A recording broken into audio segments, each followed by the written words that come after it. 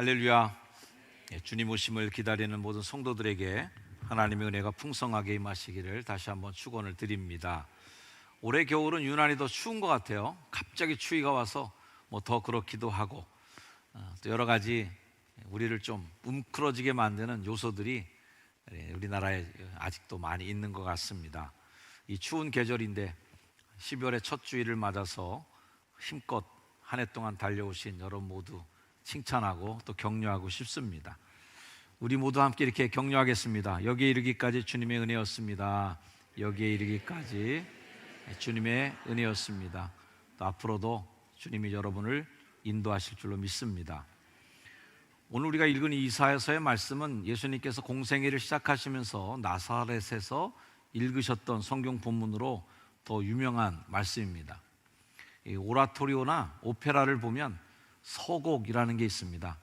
서곡을 듣다 보면 그 오페라에 나오는 많은 멜로디들이 다 뒤섞여서 조금씩 맛보기로 보여주는 것이 서곡입니다. 오늘 이사야서의 말씀도 예수님께서 그 위대하신 당신의 공생애를, 또 당신의 목회를 사람들에게 선포하시면서 이게 맛보기다, 이렇게 난 할 거다 라고 하는 샘플처럼 보여주신 말씀이 바로 이사야서의 오늘 이 말씀입니다. 누가복음 4장의 말씀 보면 예수께서 그 자라나신 곳 나사렛에 이르사 안식일에 늘 하시던 대로 회당에 들어가사 성경을 읽으려고 서심해 선지자 이사야의 글을 들이거늘 책을 펴서 기록된 데를 찾으시니 곧 주의 성령이 내게 임하셨으니 이는 가난한 자에게 복음을 전하게 하시려고 내게 기름을 부으시고 나를 보내사 포로된 자에게 자유를, 눈먼 자에게 다시 보게 함을 전파하며 눌린 자를 자유롭게 하고. 이사야서를 펼치셔서 굳이 그 부분을, 굳이 그 장절을 찾으셔서 그곳을 읽기 시작하셨다는 겁니다. 꽤나 의도적인 예수님의 마음이죠. 이사야서를 통해서 난 이렇게 목회할 거다라는 걸 선포하신 건데, 예수님의 오심을 기다리는 여러분 모두에게도 예수님이 이런 분이셨구나, 예수님이 이런 분이구나 라는 것을 알고 그 메시아를 기다리는 간절함이, 기대함이 여러분의 있기를 주의 이름으로 축원합니다. 이 말씀으로 더 들어가기 전에 오늘 본문의 배경을 잠깐 말씀드리는 것이 성경 이해에 도움이 되리라고 생각합니다. 이사야가 활동하던 시기는 이사야 6장에 나오는 것처럼 우시야 왕이 죽던 해라고 표현된 것처럼 정확하게 어떤 왕 때에 본인이 활동했는지가 성경에 나옵니다. 우시야 왕의 서거하고 그 다음에 주요 활동 시기는 히스기야 왕이 활동하던 시기에 함께 활동합니다. 그 당시가 어떤 시대냐면 아수르라고 하는 강대국이 점점 힘을 팽창시키고 있었습니다. 이 아수르가 예루살렘을 다 침공하기 위해서 포위까지 했었는데요, 어쨌든 히스기야가 간절히 기도하고 부르짖고 하나님의 도우심을 받아 아수르의 손에서 간신히 벗어납니다. 그것도 잠시 히스기야 왕이 굉장히 큰 중병에 걸려요. 그 병에 걸려서 죽음의 위협 앞에서 하나님께 또 기도합니다.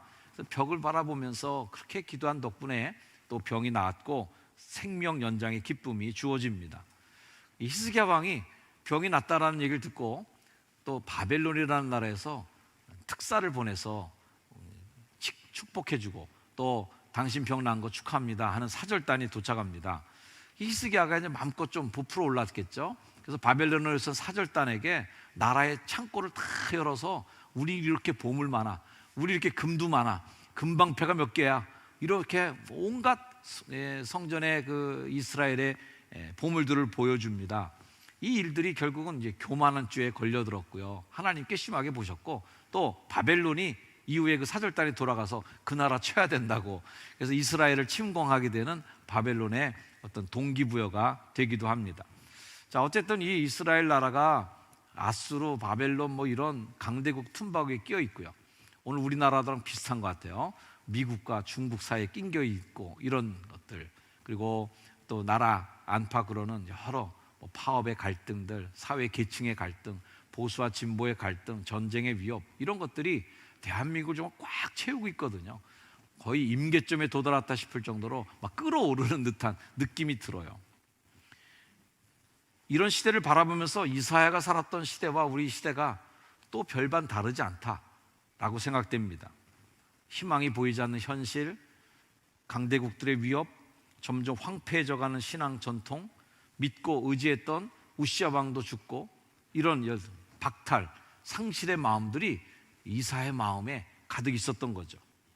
오늘 성경 본문에는 그런 상실의 시대를 살고 있었던 사람들을 이런 단어들로 표현합니다.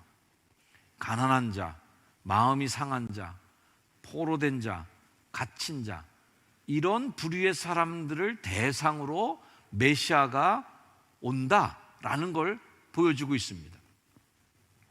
이 땅에 오실 메시아는 어떤 분이냐면, 목회의 대상이 바로 이런 가난한 자, 마음이 상한 자, 포로된 자, 갇힌 자들이라는 거예요.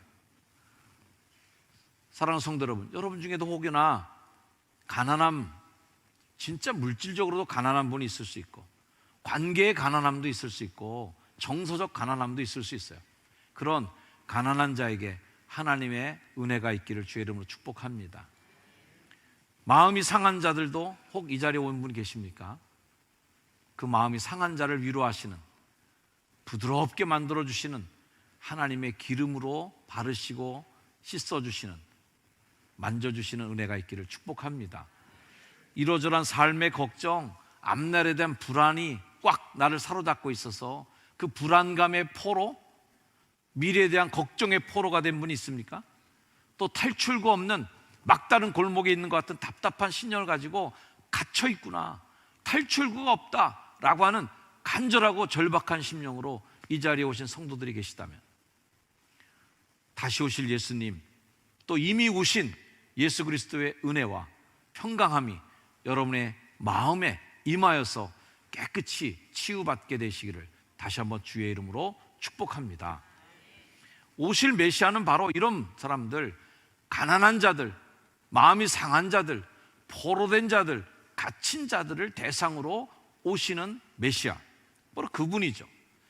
그렇기 때문에 우리가 그분을 간절하게 더 기도하는 거고 간구하며 기다리는 겁니다. 우리 한번 이렇게 외쳐볼까요? 주님, 제가 기다립니다. 어서 오시옵소서. 시작. 주님, 제가 기다립니다. 어서 오시옵소서. 이렇게 기다리는 분은 없을 것 같아요. 정말 간절하게 119를 부르는데, 주님 오시옵소서, 제가 기다립니다, 끊습니다, 이런 분은 아무도 없을 거예요. 어떻게 하겠습니까? 119 구급대를 부르는 그 전화는 엄청 다급하겠죠. 빨리 오세요, 빨리 오세요, 저 기다리고 있어요, 빨리 오세요. 네. 이런 마음으로 다시 한번 아까 그 말씀을 읽어보겠습니다. 주님, 제가 기다립니다. 어서 오시옵소서. 시작. 제가 어서 오시옵소서. 아멘. 주님, 제가 기다립니다. 어서 오시옵소서. 이런 마음으로 기다리길 바랍니다. 오늘 설교의 제목처럼 기대하는 사람은 기다리게 돼 있어요. 따라합시다. 기대하면 기다린다. 아멘. 오늘 이 이사야 시대가 메시아를 갈망할 이유가 충분히 있었던 것처럼, 그래서 오늘 이 삶에도 역시 메시아가 와야 될 이유가 충분히 있는 것처럼 말이죠. 그 이유가 충분하다라는 말로는 좀 표현이 부족한 것 같아요. 사실은 예수 그리스도가 이 땅에 꼭 오셔야 될 그런 간절한 마음은, 주님이 꼭 오셔야 될 이유가 충분해요, 이런 말로는 너무 부족해요. 어떻게 보면 좀 막말로 해보고 싶어요. 예수님 안 오면 알아서 하세요. 정말 뭐 이렇게 항의 좀 하고 막 땡깡을 놓으면서, 안 오면 나 죽을 수도 있어요, 저 기다리다가 죽을 것 같아요, 이제 안 오면 나 이제 완전 삐집니다 정말 하는 그런 간절한 마음들, 제발 꼭 좀 오세요, 이렇게 구하고 싶은 마음이에요. 여러 성도들의 마음이 그런 마음인 것을 제가 알기 때문에, 여러분들의 마음을 정말 대변해서 하나님께 따지고 싶다면 하나님 앞에 가서 정말 옷자락이라도 붙잡고 늘어지면서, 제발 우리 그 집사님 봐주셔야 돼요, 제발 우리 그 권사님 하나님 좀 만나주세요 라고 기도하고 싶은 마음이죠. 하나님이 안 보시면 그분 죽어요, 그분 쓰러져 다시 못 일어나요, 하나님. 그런 마음으로 막 하나님께 막 항의하고 싶고, 땡깡도 놓고 싶고, 주님 막 붙잡고 늘어지고 싶은 그런 마음입니다. 가뭄의 저수지에 바닥이 드러나서 거북이 등처럼 쩍쩍 갈라진 그런 메마른 각박한 영혼의 마음을 가지고 머리를 들어 고개를 들어 하나님을 보시는 성도들이 이 자리에 와 있어요. 위대하신 주를 여러분이 찬양하셨습니다. 그 주님이 여러분에게 오실 메시아인 것을 믿으시기를 주의 이름으로 축원합니다. 이 메시아를 갈망하는 자들은 무너졌기 때문에 갈망하고 있었습니다. 그래서 그들이 꿈꾸는 것은 재건의 꿈이에요. 다시의 꿈이에요. 코로나로 인해서 무너졌던 우리들의 믿음, 그리고 우리들의 예배와 교회의 많은 활동들에 대해서 저도 재건의 꿈을 가지고 메시아를 기다립니다. 재건의 꿈, 회복의 꿈, 그 꿈이 4절 말씀에 나와 있어요. 같이 한번 그 간절함을 담아서 우리가 같이 한번 읽어보겠습니다. 시작. 그들은 오래 황폐하였던 곳을 다시 쌓을 것이며 옛부터 무너진 곳을 다시 일으킬 것이며 황폐한 성읍 곧 대대로 무너져 있던 것들을 중수할 것이며.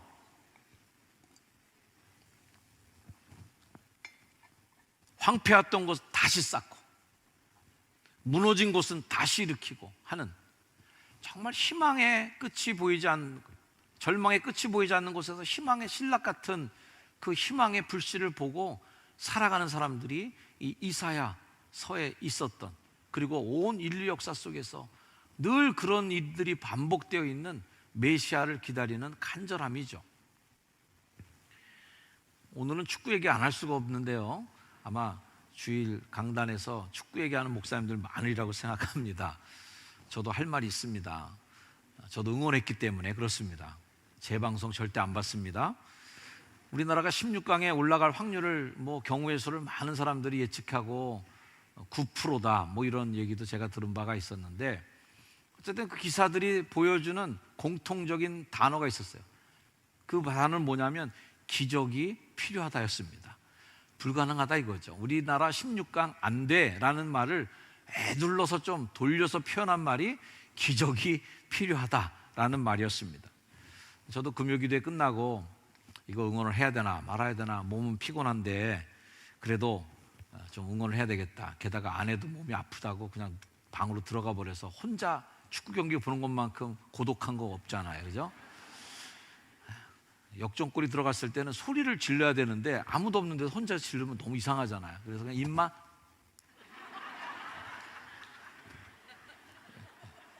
5분 동안 입만.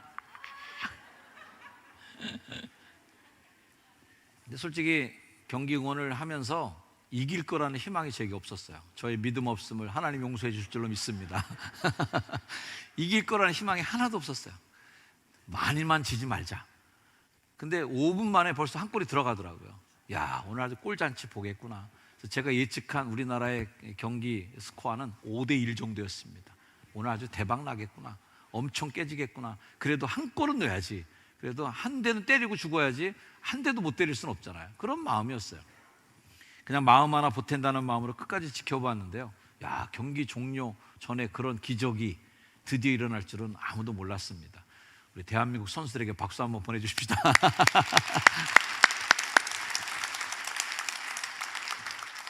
마음 같아서는 대한민국도 한번 외쳐보고 싶은데 한번 해볼까요? 그래도 자, 제가 한번 선창을 하겠습니다. 대한민국! 참 별걸 다 해봅니다. 나중에 그 경기평을 보다 보니까 모두가 비슷한 평가가 나오더라고요. 한국은 끝까지 포기하지 않았다, 이런 평가들이 많이 나오고 있었습니다. 사진을 하나 보니까 이런 사진이 보였습니다. Impossible is nothing. 불가능은 없다. Never give up. 절대 포기하지 마라. 중요한 것은 꺾이지 않는 마음. 이 태극기에 새겨진 이 세 글자의 마음들이 우리 국민에게 정말 희망을 주는 메시지였다 생각합니다. 절대 포기하지 마라. 불가능은 없다. 9%의 희망을 갖고 성실하게 뛰어준 선수들에게 깊이 감동받고 눈물을 같이 흘렸습니다. 성경에 나오는 많은 사람들도 끝까지 포기하지 않았습니다. 메시아를 갈망하는 사람들은 절대 포기하지 않습니다. 주님의 오심을 기다리는 강림절을 보내는 사람들은 절대 포기하면 안 됩니다. 왜? 그분이 오시기 때문에 그렇습니다. 9%의 희망도 안고 16강에 들어갈 수 있는 그 바늘구멍을 향해서 포기하지 않았던 선수들이 경기가 다 이겨서 끝났는데도 그 조그만 휴대폰 화면에서 가나와 우루과이전을 지켜보면서 그 희망의 그 끄트머리를 붙잡고자 하는 그 마음들을 같이 보면서 저도 마음에 간절함이 생기더라고요. 끝까지 포기하지 않고 믿음의 최후 승리를 바라는 자에게 큰 용기를 주시는 하나님의 은혜가 여러분에게 있을 줄로 믿습니다. 그 희망의 말씀이 오늘 본문 중에도 나와요. 오늘 7절의 말씀이 나왔습니다. 여러분 벌써 읽었어요. 자, 7절 같이 읽어볼까요? 시작. 너희가 수치 대신에 보상을 배나 얻으며 능욕 대신에 몫으로 말미암아 즐거워할 것이라. 그리하여 그들의 땅에서 갑절이나 얻고 영원한 기쁨이 있으리라. 이게 역전의 드라마죠.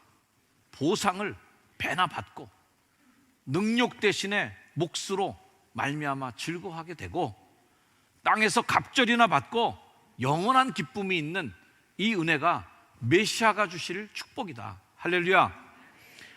이 일을 누가 하시냐? 하나님이 하십니다. 하나님은 나를 누구라고, 스스로를 누구라고 표현하시느냐 하면 무릇 나 여호와는 정의를 사랑하는 사랑하는 신이다. 나는 정의를 사랑하는 전능자다. 불의의 강탈을 미워한다. 성실히 그들에게 난 갚아줄 거다. 그리고 그들과 영원한 언약을 나는 맺고 그 언약을 성실하게 지키는 자다. 할렐루야. 하나님이 그런 분이세요.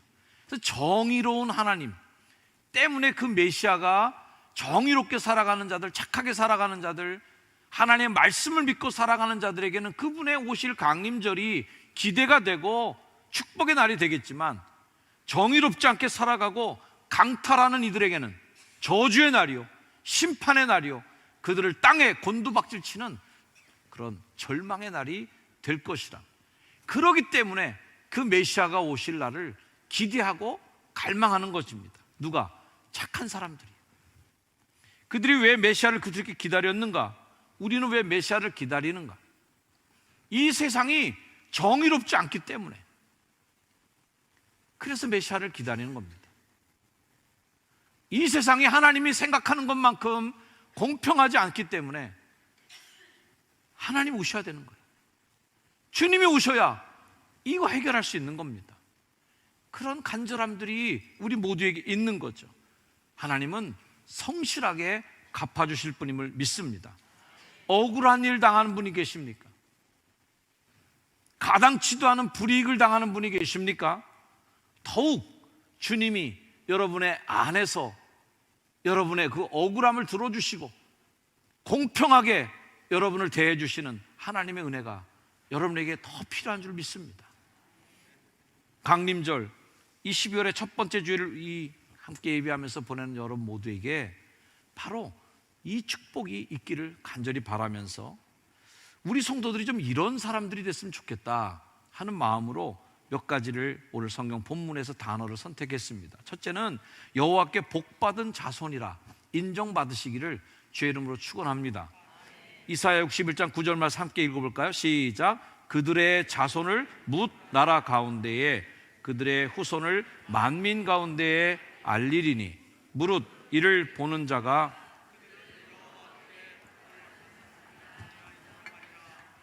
그들은 여호와께 복받은 자손이라 인정받기를 주의 이름으로 축원합니다.